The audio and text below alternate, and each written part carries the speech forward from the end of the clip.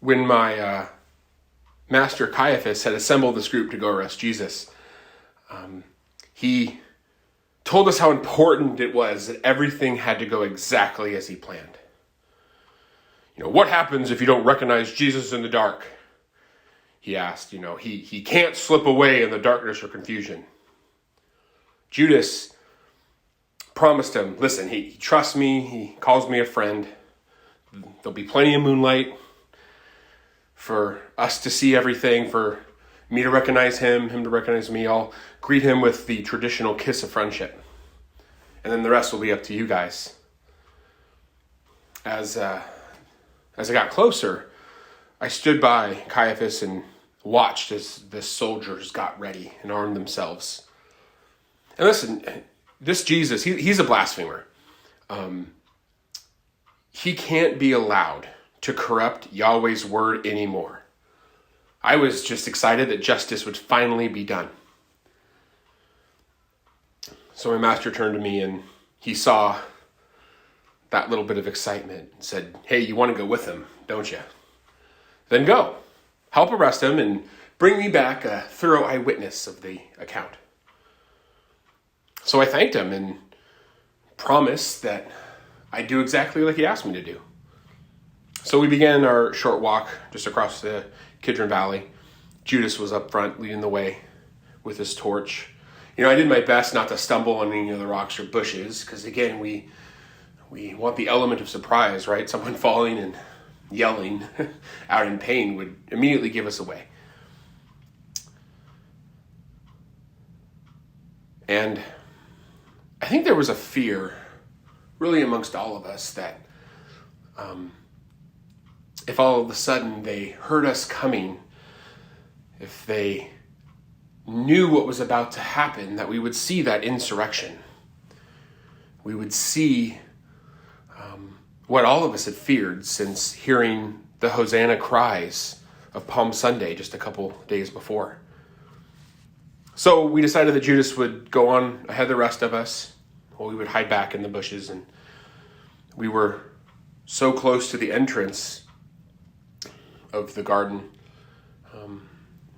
We all kind of held our breath, could hear Judas's footsteps as he continued on. When all of a sudden we saw Judas approach a figure in the distance, and when the torch light came on him, it looked like he was expecting Judas. And this man had this, confidence or dignity. He stood upright and didn't seem to have a care in the world. So Judas gave him an awkward embrace, kissed him, and we heard him say, "Greetings, Rabbi." So right then, we saw Jesus look directly into Judas's eyes. If he was surprised or if he was angry that somebody from his inner circle had turned against him, he gave no sign. It was actually pretty comforting to me because Jesus seemed completely unaware of our plot, didn't seem to even notice us at all. He just simply said, "Hey, friend, why have you come?" Well, Judas began to stumble with his words a little bit, and he couldn't answer the question. So the leader of our group decided, hey, the time had come to move forward. We didn't want Judas's awkward discomfort let Jesus know that something was awry. We, at this point, just continued and were very loud approaching Jesus. No longer were we concerned about the noise. And then all of a sudden, this muscular, very weather-beaten man just got right out in front of me.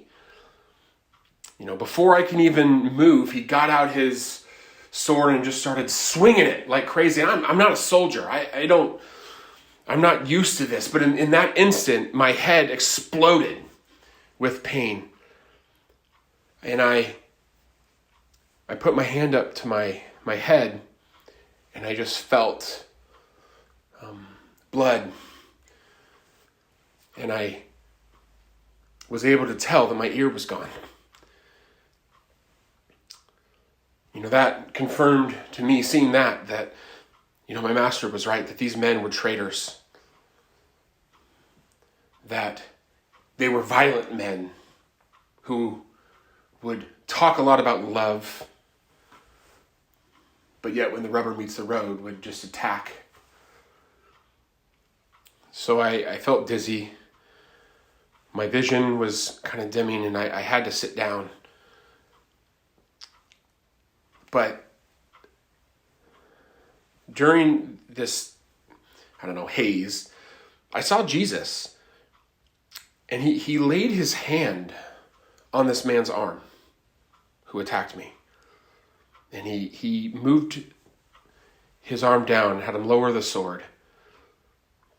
And he asked all of his followers to disarm themselves. He spoke as someone who had complete authority, who was over all the situation, and everyone listened to him. I remember him saying, "Peter, hey, put your sword away and let me be taken willingly.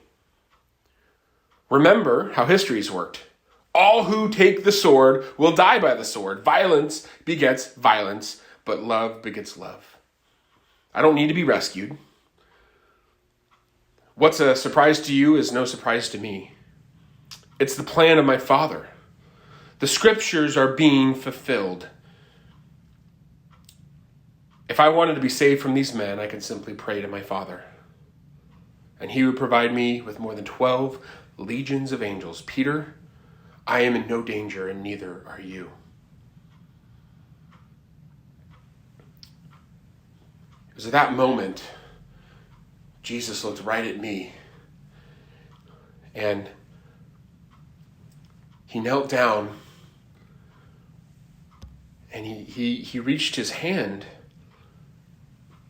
and he took my hand off my head, and he put his hand on there. And I remember looking at his eyes, because his eyes were gentle, and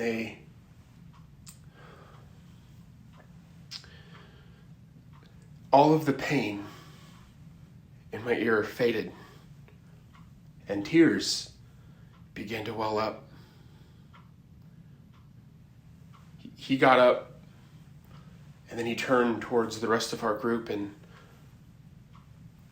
I put my hand back in my ear, and it was back. I was fully healed.